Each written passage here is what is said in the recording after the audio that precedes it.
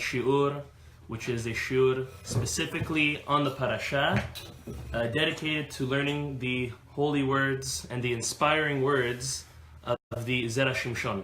The Zera Shimshon, again, Rabbi Shimshon Haim Nachmani, Zichuto Yagen Alenu, Amen. May his merit be upon all of us for studying his special insights to the Torah, and may we have a special refuah shlema for a dear friend of ours, which is Israel Yaacov ben Rivka.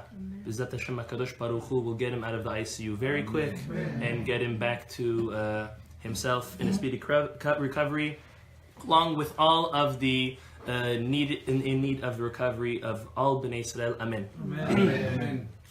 This week, just to recap a little bit what happened last week. Last week we had that whole amazing experience and that whole episode of Yaacov. Please turn cell phones on silent. Of Yaacov going and getting the brachot instead of Esav, and Rivka helping, which was very, very interesting, and we spoke about that. And now his mother convinces his father. Rivka now convinces Yitzhak, let's send our son to my brother's house. I'm not so fond of the girls that are around town. Look at Esav and the wives that he's married. I'm not so fond of these girls. I want something better for Yaakov. So, as every woman knows how to, she convinced her husband and got it her way. And finally, Yaakov is set and he's en route. Where is he going to? He's going to his uncle's house. He's going to Lavan's house. And does anyone remember how old Yaakov was at this moment? He was at 63. He's old. He's an older man already. 63 years old. He's single. And he's on his way to go find his wife. Now, the Torah tells us something interesting. That very soon after he leaves, and I'll read you the verse. The verse says, Vaifga bamakom hahu. He gets to a certain place. And Vaifga is not just he's arrived somewhere. However, he's encountered this place. It's kind of like, it stops him. To that we know that we have different interpretations what that means. We have Rashi's interpretation that I'm going to be on the camera. You're good? Right here, right? Sorry. Right here. You had 5,000 people see you.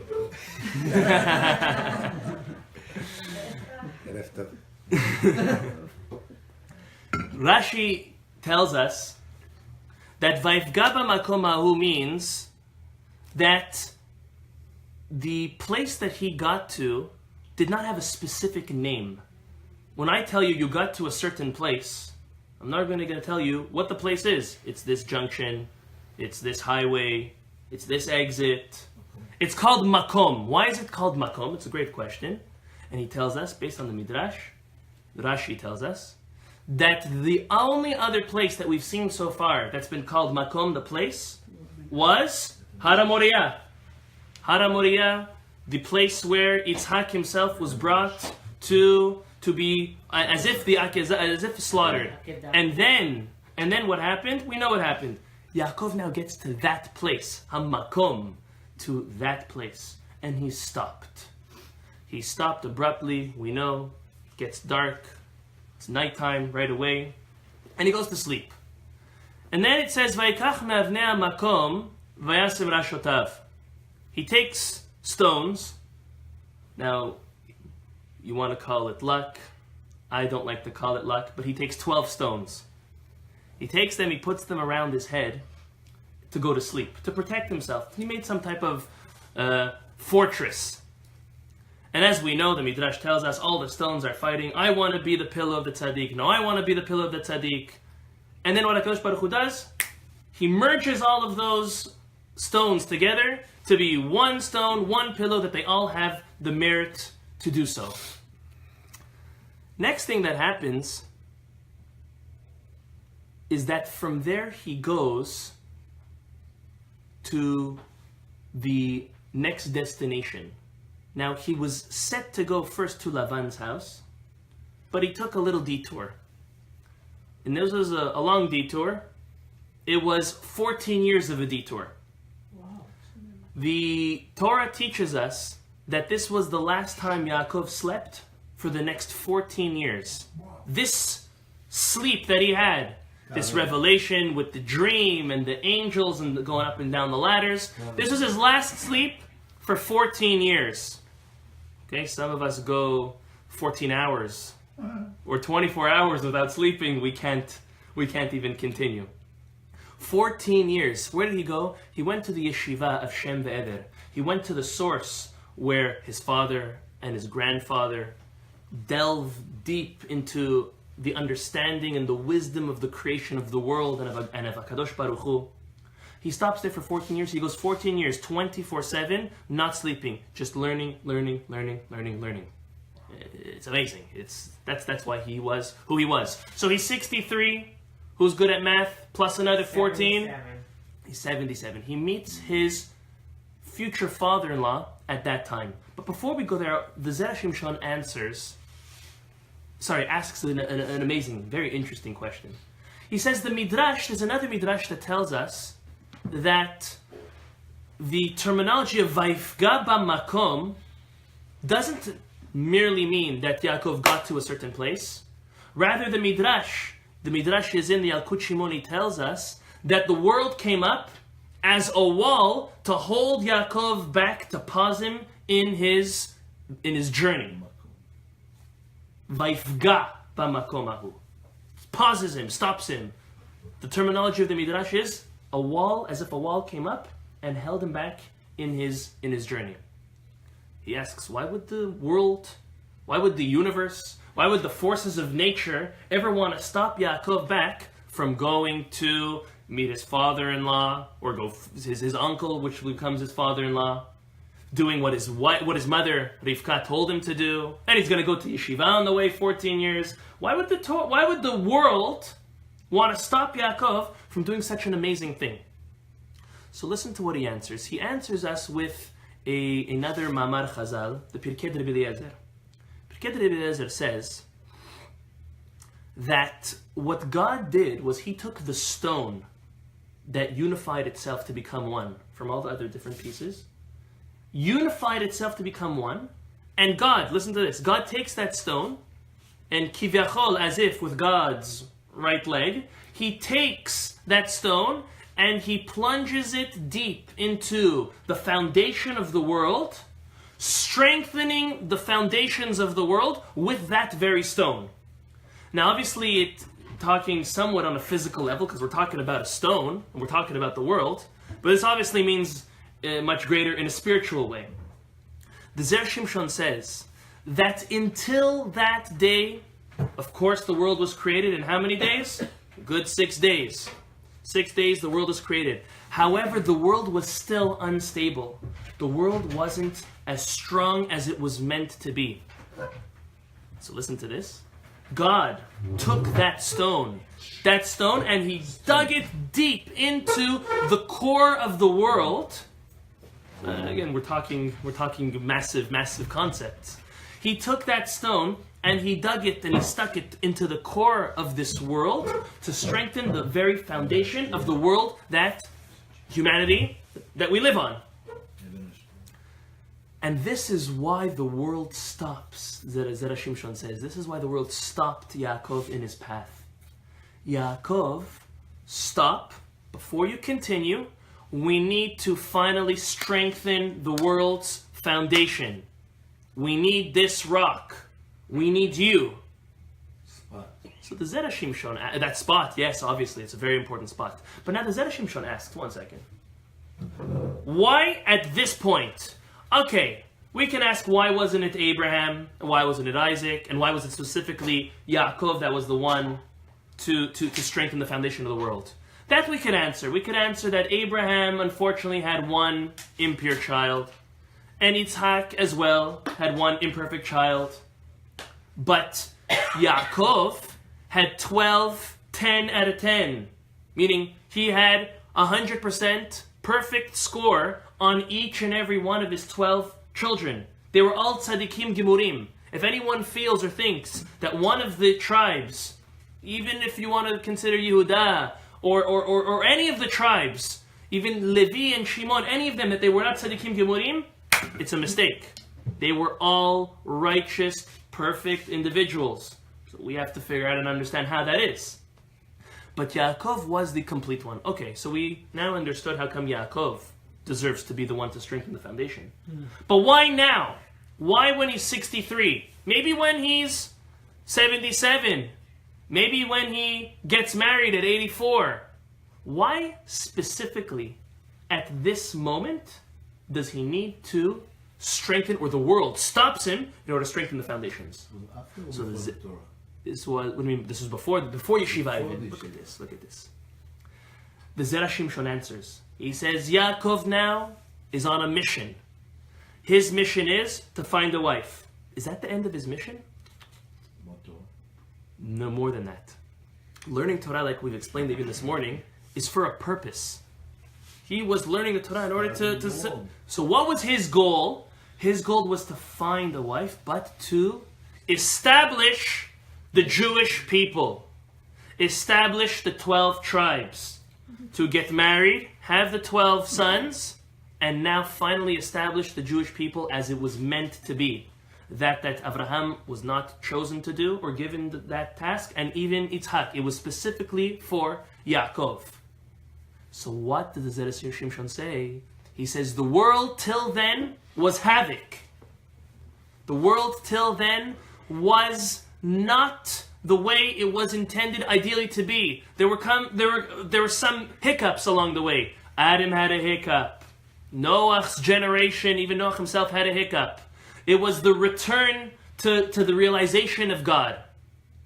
However, at this moment, it was the moment of truth. At this moment, it was the moment when the Jewish people are going to be formed. And the foundation of the Jewish people needs to stand on a strong foundation of the physical, even the physical, obviously spiritual world that we live in. So now, on his embarkment, 63 years old, Yaakov was already a Talmid Chacham. He was wise. He was learning with Avraham. He was learning with Yitzhak. He knew his stuff. Now he was going into a different mode of his life. He was going into the mode of preparation for the onset and the coming of the 12 tribes. He needed 14 years, if you would like to say it in maybe a more lax term, of meditation, of deepening his knowledge and understanding of the creation of God, right before getting into the whole chapter of his life of marrying his wife and wives and having the 12 tribes. At this moment, the Zera Shimshon says, was the moment to strengthen the world. Because if the purpose of the world would come to the world, right, the 12 tribes would come to the world before the world has its foundation, it would have, he says this, it would have collapsed. Which is fascinating.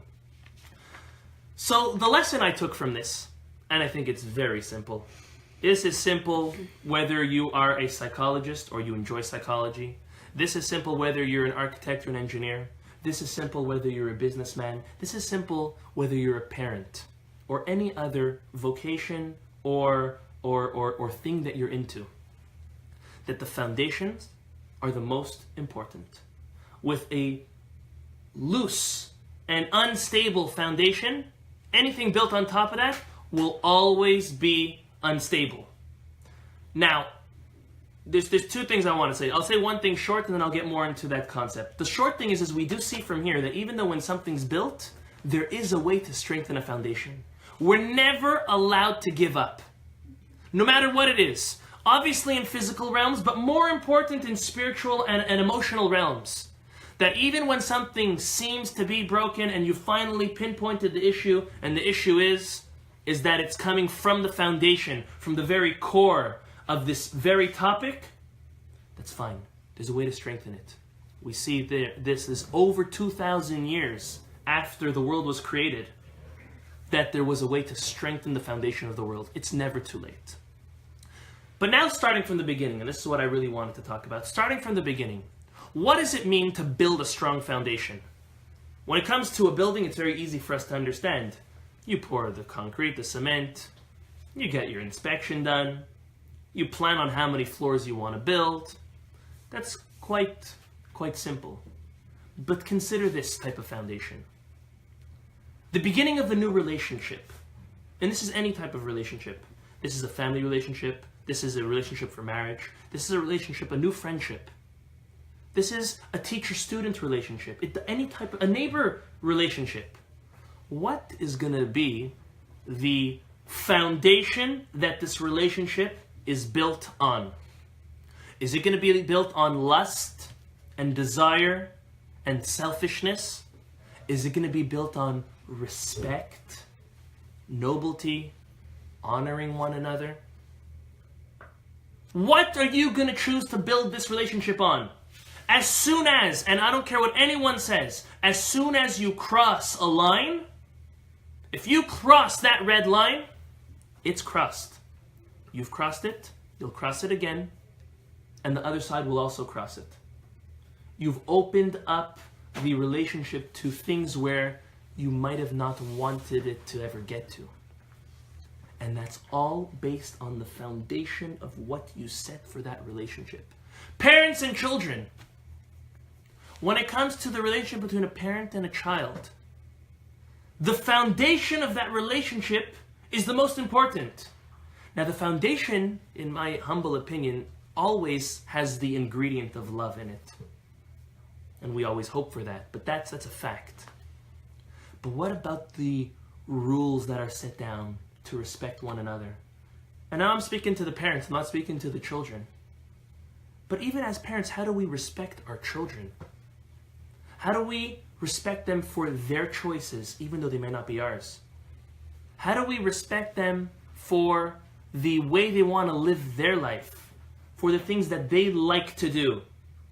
Are we just going to berate them, insult them, punish them, force them in a different direction? Or are we going to respect the facts of life and what they want to do and encourage them and channel them to be the best people they can possibly be? It's very hard. Respecting our children, or I'll say an opposite way, disrespecting our children is when we yell at them. This is a rule. This is proven in psychology. The only reason why a person has to raise their voice is because they want to prove their point stronger, or I'll say better. They feel their point is not getting pushed strongly across, so they want to put more volume into it or emotion into it. However, this is also proven when it comes to yelling. When a person is not 100% convinced that they are right, then they will yell. If you know you're right, there's no need to raise your voice. What you're going to say is going to be heard. I'm not looking at anybody. I'm speaking to myself. But if you need to raise your voice to get your point across, it's not 100% emet. You need to use something else to get the point across. You need to penetrate and push that concept further, that if you were really 100% truth, or you were saying a very good claim or logic, you could say it as quiet as this, and it would go right into that person's ears and heart and penetrate. And that's our fault. That's our disrespect. That's our foundation that we're chipping away at with any relationship, to our children, to our parents, to our friends. We don't need to do that. We need to preserve foundations and strengthen foundations. Let's look at another aspect of the foundation. The foundation of a business is equally important. Not only in the way you build the business, which obviously, as we all know, determines for the most part its longevity and its success, but even the relationships in that business. There are many businesses I walk into, and you have 4-letter words and worse getting thrown across the room like no one's business. That's a lack of disrespect. Sorry, that's a lack of respect. That's a lack of honor. I'll mention my father. My father runs a nice sized firm. There's over 100 people working in his firm. And never have I heard anybody in my father's office use foul language. It has never happened. Why? And you're not going to be surprised. There's one reason and one reason only. Because you'll never hear a foul word from my father's mouth. If the boss leads by example, everyone will follow through. But as soon as the foundation, as soon as the CEO, as soon as the founder, as soon as you start cutting corners, as soon as you start chipping away at the foundation and at the basic core rules of successful human relationships, you're ruining it for everyone else. You set the tone. You set the tone in your home. You set the tone in your office. You set the tone in your relationships. Sometimes people come, and it could be at the beginning of a relationship, and they come and they try, and I'm sure we've all seen this, they try to either verbally or even physically put you in the place they want you to be in. I'm sure we all understand what we mean. Sometimes it's by someone older than you, or sometimes by someone that's more successful than you. And they want to kind of put you in their pocket. So they shake your hand a certain way. They tap your back a certain way. They say certain things which are from the beginning of that relationship, ruining the foundation for success. And then we have a choice. We have a choice to see if that, whether it's the first time or if it's maybe sometimes the second time, to either cut that relationship out of our lives, which I'm not saying is the best idea, or, as hard as this sounds, set the person straight. Don't let them touch you that way. Don't let them talk to you that way. Be respectful, however firm. That's a foundation. That's an important foundation for the continuation of that relationship. Let's move on to the next topic of the Zera Shimshon. So, he spends, from 63, he spends 14 years in the Yeshiva of Shem Ve'ever. He continues on, and for the first time in his life, he sets eyes upon his cousin Rachel. Rachel, his cousin, and from the moment that he saw her and she saw him, they knew that they were meant for each other. It was immediate. It was against the concept of love at first sight, meaning we don't believe love at first sight. Because love at first sight means you're intrigued and you're into the way the other person looks most of the time, and looks are very deceiving.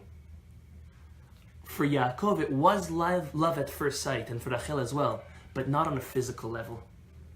It was on a spiritual level, and that's obvious. We're talking about our patriarch and matriarch. They met each other, and then Yaacov strikes a deal with his uncle. And he says, I'll work for you for 7 years, and then you give me your daughter Rachel as my wife. So, the Zera Shimshon doesn't ask this, but this is an obvious question that we could all ask. Why did Yaakov have to work for his wife and Yitzhak didn't? Yitzhak came the same day Eliezer came to meet Betuel and Lavan. We're going to take your daughter and your sister. We're going to take her right away. Why did he need to wait for 7 years? Very good. And the answer is quite obvious, just if you understand the narrative of this chapter of the marrying. When Yaakov came, Lavan got excited. This rich family, they're coming for another one. I remember last time, the wealth that they left us to take my sister. By now, they must be even wealthier, and I'm going to get as much, if not more.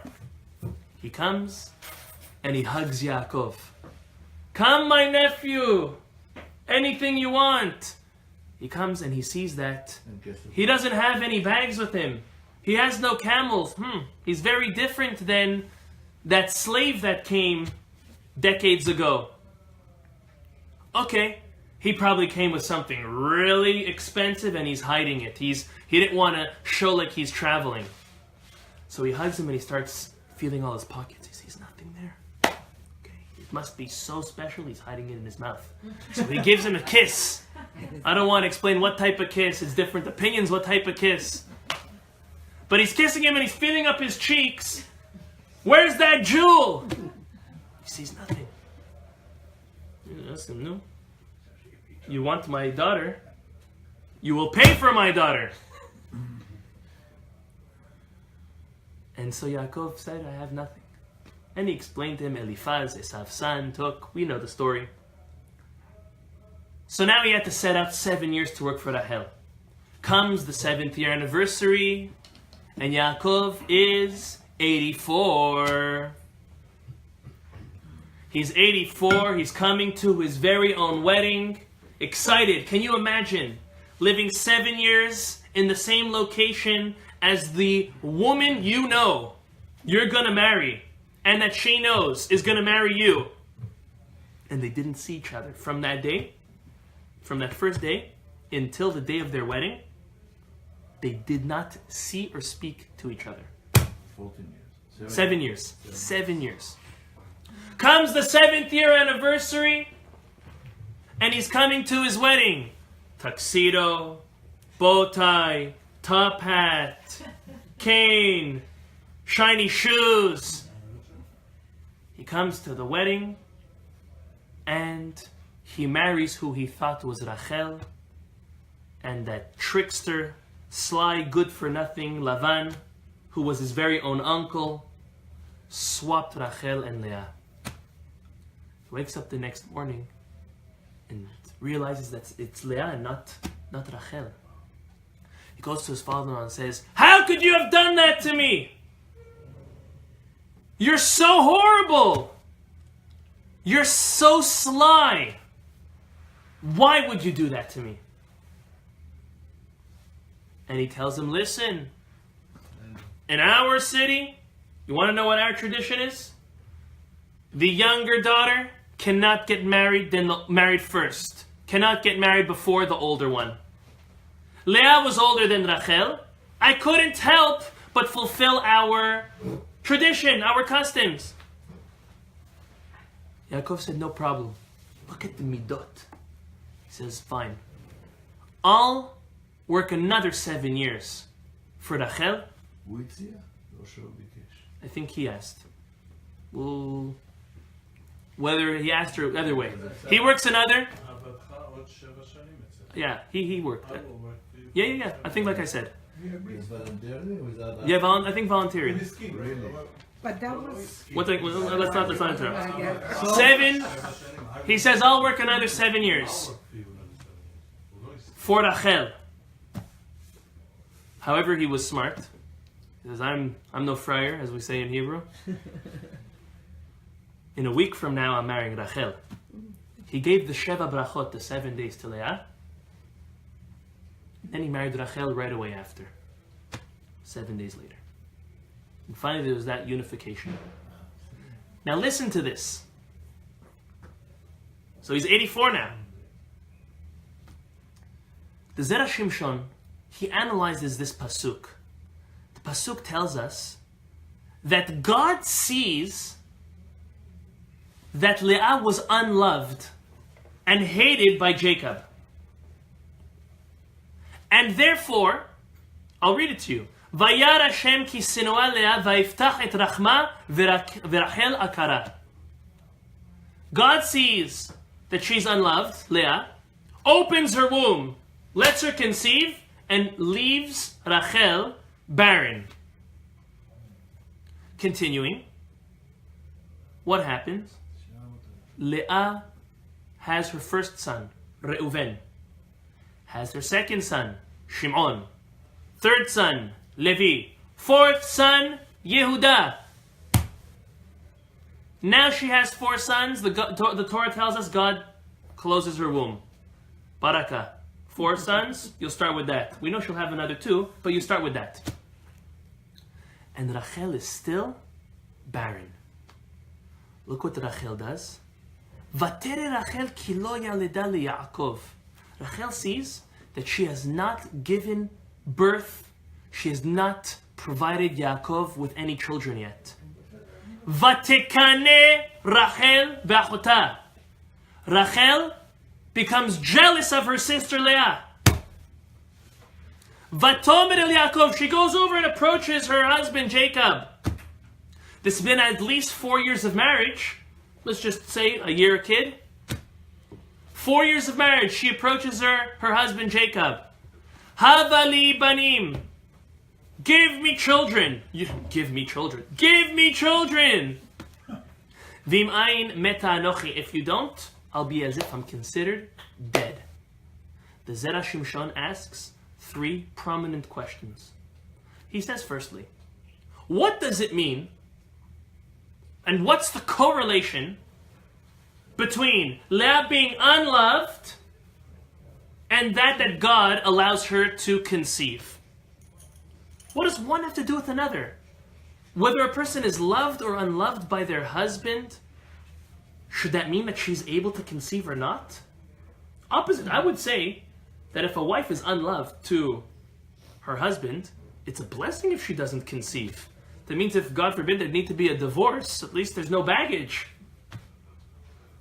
But here, she's unloved, and because she's unloved, she gets pregnant. Which means Rachel was loved and she didn't get pregnant. What's the Zera Shimshon says, what does that mean? He asks number 2, he says, can we imagine that Rachel, our matriarch, was jealous of her sister? Could we imagine that there was jealousy from a matriarch, from her to her own sister? That would be a little immature of her, at least to say.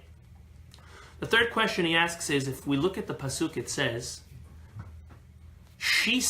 Rachel sees that she did not give birth for Jacob. It could have just said that she did not give birth. Why does it say that she did not give birth for Jacob? Obviously, it's her only husband. These are the 3 questions of Zera Shimshon. The Zera Shimshon answers with a very famous Talmud. The Talmud says and asks, why were the matriarchs all barren? Why could they not conceive? The Talmud answers, because God loves the prayers of tzaddikim and tzadkaniyot. He loves the prayers of righteous people. That means He puts people in hard situations. He puts people He loves. He puts people who fulfill His will in difficult situations just to have them call out and cry to Him. So the matriarchs, the foundation, going back to the foundation of our nation, all were held back from giving birth. To some, it was many decades, such as Sarah. To Rivka, it was only 20 years. To Rachel, it was less. But nevertheless, they were all, even Leah was barren, because God had to open her womb. That means she was barren before that. So all 4 of our matriarchs were barren. And the Talmud tells us, you know why? Because God loves their prayers. God loves the prayers of the righteous. With that, the Zera Shimshon says, Leah was barren, but she was unloved. If she was unloved to her husband, that means her husband would not pray for her to have kids. And God would not leave her to be doomed, not leave her barren for no reason, because the reason is for prayers. But if He's not going to pray for her, so there's no reason to leave her barren. And therefore, that's why, because she was unloved, that's his answer for the first question, because she was unloved, the Zera Shimshon says, God opens her womb because there was not going to be anyone that was going to pray for her to have children. So right away, she becomes pregnant. 1, 2, 3, 4 times right away. Continues. So what was Yaakov thinking? Why didn't Yaakov, for 4 years, pray for Rachel to have children? Yaakov was of the opinion that really, the matriarchs did not all have to be barren. There was a specific reason for each one. Sarah needed to be barren, as Zera Shimshon explains, because she needed to change from the previous identity of Sarai to become Sarah. Once she became Sarah, as we see in the Parashiot, right away, Parasha Lech Lecha, Vayera, she becomes pregnant. Rivka had to wait 20 years to become pregnant because we would never want anyone to think that the blessing that she became pregnant was that of her brother, of her father and her brother, who were idol worshippers, good-for-nothings, tricksters, evil people, that their blessing is what gave her to have a child. So that's why she had to wait some time. But Leah and Rachel, Yaakov was like, there's no reason they need to be barren. And the proof is, Leah gets pregnant right away. She's not barren, he understands. And therefore, he felt no need to pray for his wife, Rachel. And that's when Rachel comes over to him and says, pray for me. Until you pray for me, it's not going to happen. I'm barren. My womb is closed. Please, pray for me. That's why the pasuk says, "Vatere Rachel ki lo yaleda leYaakov." She has not been giving birth on the account of Yaakov, because of Yaakov, to Yaakov, leYaakov, and therefore she comes and says, "Pray for me now. Now it is the time." We see what's going on over here. And how do we answer that she's jealous of her sister? That's immature. Jealousy is a horrible trait.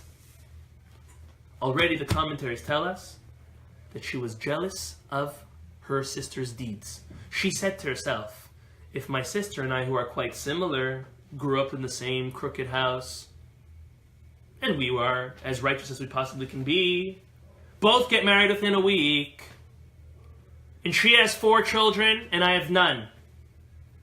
She's saying there must be a reason. The reason is that her deeds are greater than mine. So she was jealous of her spiritual achievements and her capabilities and the things that she actually did in the name of God. It's kinat sofrim, exactly as the Mishnah in Masechet Avot in Pirkei Avot tells us, that kinat sofrim marbe chokhmah. Jealousy of wisdom, jealousy from scholar to another, promotes more wisdom. It's kind of like the misconception of, if someone else opens a similar business to you, you're doomed. Opposite! Now you're going to do better. Now you're going to try harder. Competition is good. If there's no competition, then there's a monopoly, and then people get taken advantage of. So Rachel looks at her sister and says, I'm jealous of her good deeds. She's doing something better than me. I gotta fix myself. So she starts introspection, and she realizes, however, her husband's not praying for her. So she asks her husband to pray for her. There are many lessons we can draw from this amazing hidush that Zera Shimshon gives us. There's something I drew out. There's something I thought of. And this is the concept of the world is fair. Or I'll say better, God is fair. God saw that Leah was not going to be prayed for, that she was unloved. God went against that nature of that whole concept of prayer. That was why he instituted the matriarchs to be barren, and changed that. Because he was not going to leave her alone. In life, there are people who we might classify and deem as disregarded, discounted, disqualified. They're a nobody. First of all, who are we to do that? We don't know what other people do. We don't know how great other people can possibly be. But I'll go deeper than that. If I've had someone come to me, more than one person and more than one time come to me and said, I feel skipped over. What does that mean? I feel God skips over me. He's showering everyone with blessing, and He leaves me out. He's showering everyone with health, children, good things in their life, and He's passing over me. A person could never think so. A person can never discount or disqualify themselves. A person has to understand that everything that happens in our lives to us is calculated. Every hard thing, every struggle, every good thing that we do, every success, everything that happens to us, it's all ordained specifically from God. God knows. God knows the good that we did. God knows the not good that we did. He has it all calculated. He's sharing the pie with everybody according to what they deserve. Better than that, He knows what's gonna be. He doesn't want to set us up for failure. So we can never ever look at ourselves or our lives, and obviously others, and say, God has skipped over us. God has skipped over me. God has skipped over him. Never. There is a time and place, as we also learned in Masechet Avot, there's a time and place for everybody. Right now, that person might look like he's on the bottom of the food chain. Stuff can change. Stuff will change. Look at everybody and look and say that what they have and what I have is exactly the way God wants it to be. It's a very powerful lesson. And to that, the story is brought down. A beautiful story about speaking about blessing children and having children. There was a family who for 8 years did not have children. That's a long time. And finally, they got a hold of the book of Zera, Shimshon. It was given to them and said, learn it, and hopefully all of the promises that the author of the book, as we all know of, will come on you. You'll be blessed with children. And so the man opened it up, and he opened up to, let me remind myself, he opened up to the place in the Zera Shimshon where he speaks about in Devarim, about the concept of benching, as he says here, benching your children, blessing your children. Give your children blessing. So he read and he was interested, and he was he found it as a providence that he opened up to that page that had to do with children. And he said, you know what? I'll take upon myself every night for a couple moments before I go to sleep to read from this sefer, to read from this book. And so it was. 12 months later, on the same week that he received the book, his wife had a child. 8 years not having children. Chance, luck, fluke, God, who knows? All we know is that a promise was made, and that we read about these stories, we see these stories, we'll hopefully live through these miracles. But the most beautiful part about this is look at this rich content that we have over here. Look at these powerful lessons that we're able to take out from the wisdom of this Chacham. So as a recap, we learned about foundations. We learned about foundations in relationships. We learned about foundations in business. We learned about the foundation of this world that was strengthened by Yaacov at the right time, before the onset and the coming of his 12 children and the formation of the Jewish nation. And then we learned about never discounting oneself, never asking and questioning, why does this happen to me? Why did this not happen to me? God knows. God saw Leah. He knew that there would have been no way for her to have children. No one would have prayed for her. And he opened her womb right there and then. May God bless us. May whoever is still of age, our wives' wombs be open and have many healthy, happy children. And may our foundations be strong, and we decide how strong the foundations are. We are the ones who decide those relationships. May HaKadosh Baruch Hu bless us in the merit of Rabbi Shimshon Haim Nachmani. May all of us, our families and ourselves be blessed, and may we, B'ezrat Hashem, see the coming of the Mashiach. Amen. Baruch Adonai Le'olam. Amen ve'amen. Rabbi, the 12th